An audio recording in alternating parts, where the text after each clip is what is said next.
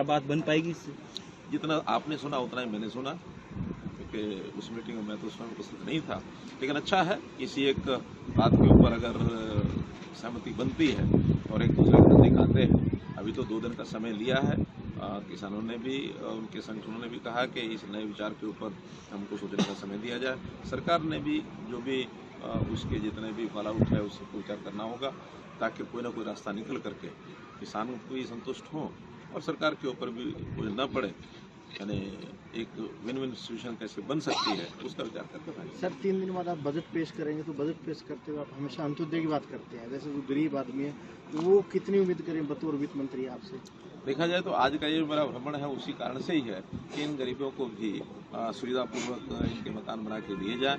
और अंत्योदय की बात करते हैं, लोकहित की बात करते हैं, निश्चित रूप से इस बजट में उसकी झलक मिलेगी।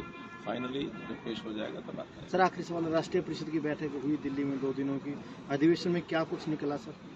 देखिए, क्योंकि चुनाव से पूर्व की राष्ट्रीय परिषद की बैठक थी तो मुख्य रूप से आगामी लोकसभा चुनाव उसी पर फोकस था। नीचे से नीचे की इकाई पर कैसे तैयारी की जाए, बूथ के ऊपर तैयारी। हमारी तैयारी वैसे तो सब पार्टियों से सबसे ज़्यादा है, लेकिन फिर भी एक रेगुलर एक रूटीन भी है और वैसे भी लगातार इन चीज़ों को संभालते रहना चाहिए। हम हर बूथ से आगे पन्ना प्रमुख तक जा चुके हैं, लेकिन ये जो समय तैयारी का है इसमें सब लोग उत्साहपूर्वक लगे हैं। और जो हमारा टारगेट है बीजेपी 370 पार और एनडीए 400 पार, इस टारगेट को लेकर के चले हैं और निश्चित रूप से उसको पूरा करेंगे, हमारा विश्वास। हरियाणा में टारगेट सर 10 का 10।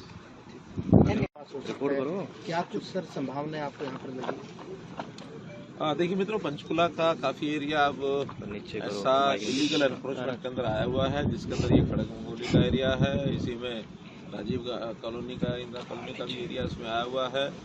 वर्षों से इसकी प्लानिंग चल रही है, लेकिन उस प्लानिंग को हम अभी तक नहीं चढ़ा पाए हैं। लेकिन अब हमने उसको विचार किया कि ये लैंड का जो पीस है 59 एकड़ यहाँ लैंड बनाई गई है, जो अपने सबने देखी है। और इसमें किस प्रकार को उनको रिहेबिलिट किया जाए, रिसेटलमेंट सारा सिस्टम उसका बना करके, और HSVP के जिम्मे हमने लगाया है कि उसको कैसे करना है।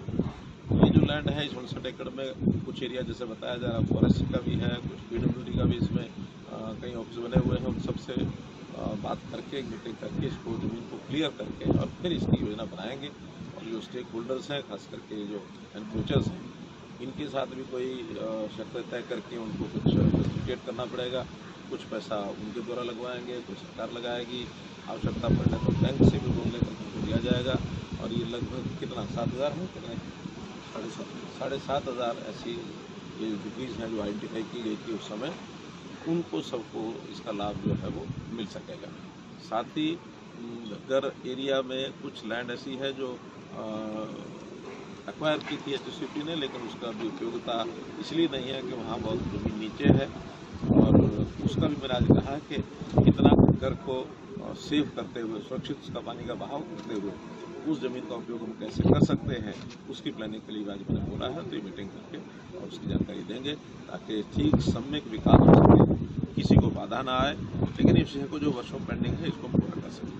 सर स्लम को लेकर जैसे अगर बात करें पंचकूला, तो चलो सर 3-4 कॉलोनियाँ होंगी, फरीदाबाद में बड़ी कॉलोनियाँ हैं, गुरुग्राम में है। पूरे प्रदेश के अगर परिदृश्य ऐसे देखें, उनको लेकर कोई बड़ी प्लानिंग की, पूरे हरियाणा में जो स्लम फ्री है उसको किया जा सके, इस तरीके से कोई बड़ी प्लानिंग? वैसे तो ये हर शहर की अपनी अपनी प्लानिंग बनेगी, क्योंकि किस शहर में कितनी ज़मीन अवेलेबल है और किस शहर में किस टाइप के वो लोग हैं। इस प्रकार के जो लोग हैं, एनक्रोचर्स हैं, इसमें भी कई प्रकार के ऐसे लोग होते हैं। कुछ लोग वर्षों से वहाँ बैठे हैं, लेकिन उनकी फाइनेंशियल स्थिति इतनी ज़्यादा कमज़ोर नहीं है कि उनको बिल्कुल हैंड टू माउथ होकर रहना पड़े। कुछ लोग ऐसे हैं कि जिनको थोड़ी सहायता करेंगे तो अच्छी कॉलोनी उसकी बन सकती है। कहीं हम प्लॉटेड का व्यवस्था करेंगे, कहीं हम मल्टी स्टोरी G+3 का विचार भी मन में आता है, वो हम करेंगे। आज प्रातःकाल में चंडीगढ़ का जो रिसेटलमेंट 2012 में हुआ था, फिर बाद में 2020 में हुआ, वहाँ धनास का एरिया है या मलोया, दोनों कॉलोनीज हमने स्पीकर साहब और मैं हम लोग गए थे केवल इसी पर्पज़ के लिए कि उनको कोई कठिनाई या कोई है रेजिडेंट्स को तो उनकी जानकारी मिल जाए। एडमिनिस्ट्रेशन के लोगों से भी हमने बात की, उसी में से इसका बहुत जल्दी प्लानिंग बनाने के लिए कई मॉडल हैं। इसमें इन सीटू मॉडल भी है और प्री अलॉटमेंट भी होती है और बैंक से लोन लेकर के उनको देने की बात वो भी होती है। तो ऐसे कई मॉडल हैं, उसमें किसी न किसी मॉडल को काम करके अल्टीमेटली गोल ये है कि जो एनक्रोचमेंट करके बैठ रहे हैं उनको भी मकान मिल जाए, सुविधापूर्वक उनको उनकी क्षमता के हिसाब से ये चीजें हो सके, ऐसा सब। किसानों का प्रदर्शन